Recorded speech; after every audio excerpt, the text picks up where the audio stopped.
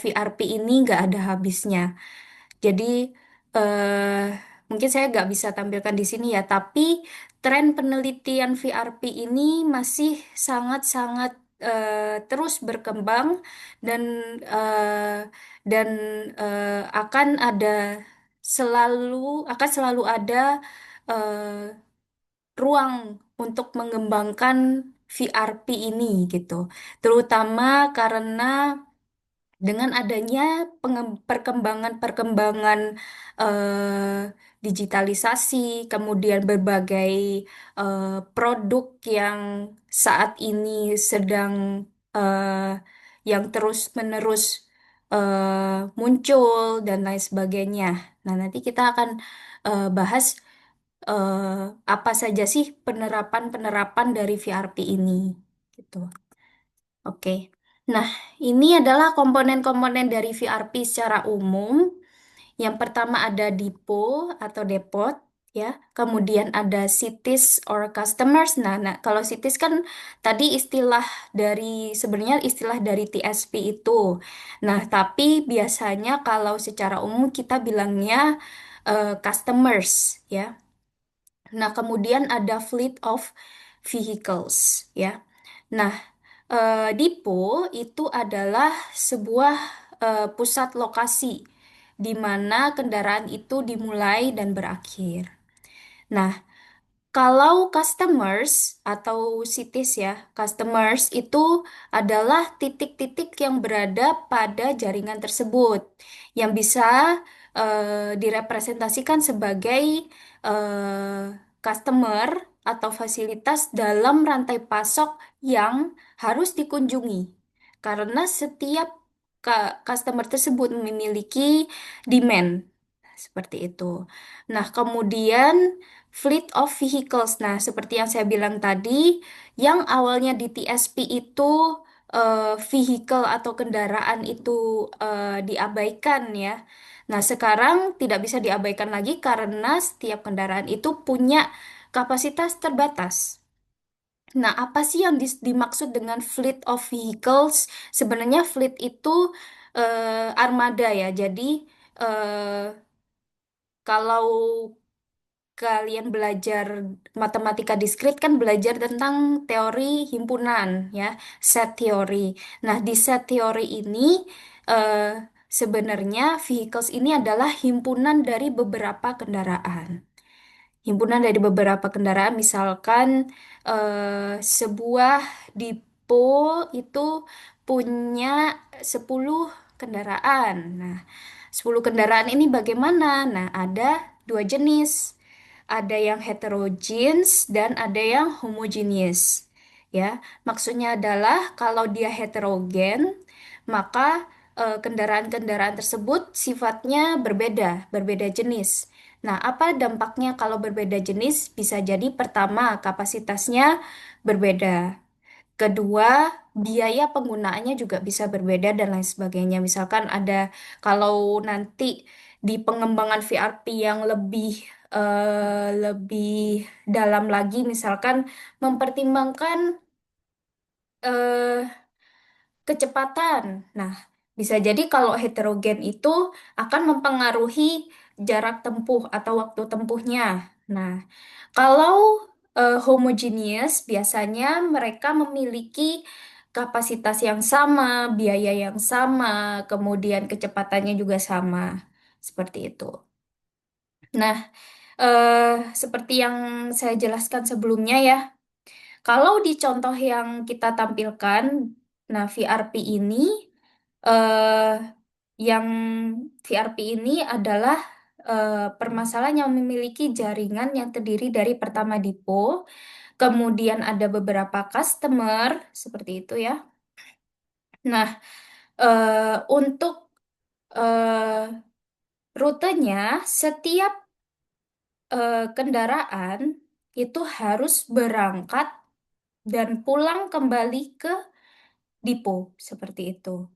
Berangkat dan pulang kembali ke depo. Nah, di sini eh, saya tampilkan lagi untuk gambar yang tadi ya. Nah, di sini perbedaannya ya, kalau di TSP itu kan semua customer itu saling terkoneksi ya selain semua titik itu saling terkoneksi. Nah, bisa jadi kalau di VRP ada istilahnya itu seperti pemotongan rute. Pemotongan rute. Jadi, kalau di TSP yang awalnya dari titik ini bisa langsung mengunjungi customer lainnya dan melanjutkan rutenya seperti itu ya. Tapi kalau di vehicle routing problem dari titik ini ternyata dia tidak bisa langsung mengunjungi customer lainnya. Kira-kira kenapa? Nah, jawabannya adalah karena ternyata vehicle-nya itu sudah overload, sudah melebihi kapasitas. Jadi, eh, dari titik ini, vehicle tersebut harus kembali lagi ke depo karena eh, kapasitasnya hanya mencukupi untuk mengunjungi 5 customer. Nah, seperti itu. Kalau yang di sini ternyata eh, di vehicle kedua bisa mengunjungi 7 customer. Nah, kenapa bisa beda? Karena setiap customer itu bisa jadi punya jumlah demand yang berbeda-beda, ya. Oke. Nah, seperti ini ya. Jadi anggapannya ya kalau di VRP itu kita punya dua kendaraan dengan kalau dengan kapasitasnya masing-masing ya. Kalau homogen dia sama, kalau heterogen dia berbeda bisa jadi. Nah, eh, jadi kendaraan tersebut berangkat, kemudian mengunjungi 5 customer dan kembali lagi ke depo. Sama juga kalau untuk vehicle ke satu dia berangkat, kemudian kembali lagi ke depo. Seperti itu. Nah, ini untuk yang classical VRP ya. Jadi VRP secara umum atau klasik. Nah, kemudian berikut adalah deskripsi permasalahan secara formal untuk permasalahan classical VRP. Nah, eh, jadi kita coba breakdown satu-satu ya. Jadi, kenapa kita perlu melakukan deskripsi permasalahan secara formal? Itu karena untuk mempermudah kita transform, mentranslate, menerjemahkan permasalahan yang ada di dunia nyata itu yang sangat abstrak menjadi sebuah model matematis. Jadi, sebelum kita langsung buat model matematis, kita harus bisa mendeskripsikan permasalahan tersebut secara formal. Maksudnya adalah dengan kata-kata yang runtut. Dari kata-kata yang runtut tersebut, itu nanti akan ditransformasikan menjadi model matematis. Seperti itu. Nah, kita breakdown satu-satu. Nah, pertama, VRP, jaringan dari VRP itu seperti apa? Karena VRP adalah routing problem, permasalahan rute, maka harus ada jaringan, ya kan? Network problem. Ingat ya di pelajaran OR atau kalau di semester lalu ada optimasi sistem stokastik. Nah, di situ kan kita belajar network problem, di mana kalau network problem itu terdiri dari titik dan busur, ya kan? Nah, kita jelaskan untuk setiap titik dan busurnya itu bagaimana. Nah, the network of VRP consists of a set of nodes and arcs connecting all nodes. Maksudnya gimana? Jaringan dari VRP ini, ya ingat ya, jaringan kan sebenarnya punya titik dan busur. Nah, kita jelaskan tuh, ada himpunan yang berisi titik-titik nodes ya. Arcs ini adalah busur yang menghubungkan setiap titiknya, semua titiknya, ya. Ini perlu di quote ya, karena di routing problem itu biasanya kita mengasumsikan setiap titik itu terkoneksi. saling terkoneksi satu sama lain. Maksudnya adalah titik satu itu bisa diakses dari titik dua, titik tiga, titik empat, dan lain sebagainya dengan semua node yang ada pada sistem jaringan tersebut. Ya, mungkin kalau teman-teman ingat dan belajar network flow, ada misalkan maximum flow problem gitu kan, atau ya misalkan maximum flow problem atau spanning tree problem gitu kan. Nah, di beberapa kasus itu tidak semua titik bisa diakses dari titik mana saja, ya, dari semua titik. Misalkan titik satu itu cuma bisa diakses dari titik 3, 4, dan 5, tapi nggak bisa diakses dari titik dua, misalkan seperti itu.